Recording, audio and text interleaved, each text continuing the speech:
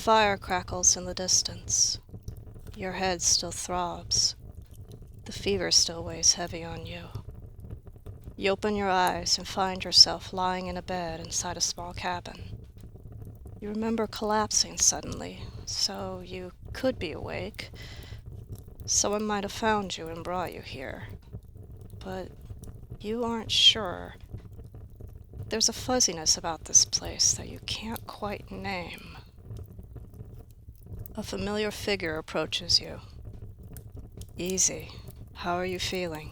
he asks. "Dad?" You bolt upright in surprise. It's been 2 months since you were last together. He died in your arms that day, blood soaking your hands from the fatal knife wound that bandit gave him. Is it really? How are you?" Dad sits on the edge of the bed and puts a hand on your shoulder. His face is solemn, that look he makes when he's utterly serious. "You're dreaming," he tells you. "I'm not actually here. I am your memories of me." Darkness claws at your heart as the realization hits you anew. Your throat tightens. Your vision blurs. I don't mean to upset you, but you've been through a lot lately. I thought I could help.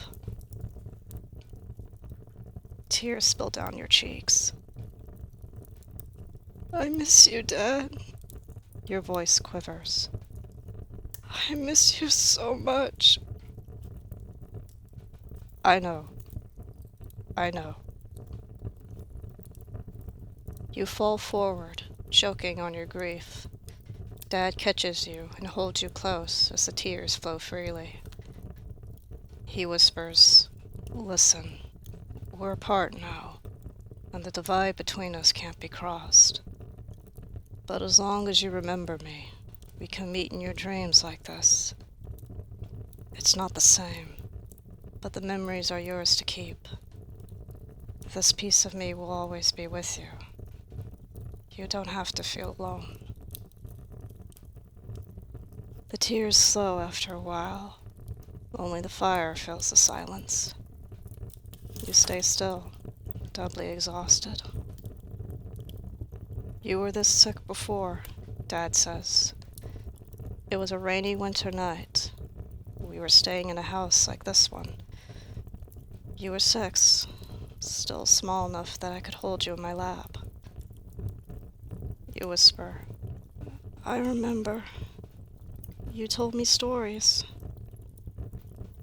You hardly moaned that night, but you were burning with fever. I knew you had to be suffering.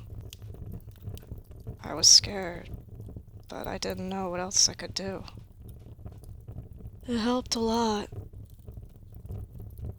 You know what you want, but the request sounds awkward as it leaves your lips. "Dad, could you? One more time?" Dad chuckles. You hear it rumble inside his chest. He guides you back down onto the bed, then, smiling, asks, "Which one do you remember?" "That time in Phoenos with the dancer. I was there a few weeks ago. It was just like you described it." "So you've seen the city by the sea. Gorgeous place, isn't it? Those sandstone buildings, colorful rugs hanging from every window. It was festival season when my mates and I were there. The market was bustling, and the breeze carried the smell of fish and 100 spices. Thirsty, hungry, and coin in our pockets, we headed in with the sound of music." You don't hear how the story ends. You don't need to. That familiar voice and those words you've heard 1,000 times are enough medicine to soothe you to sleep.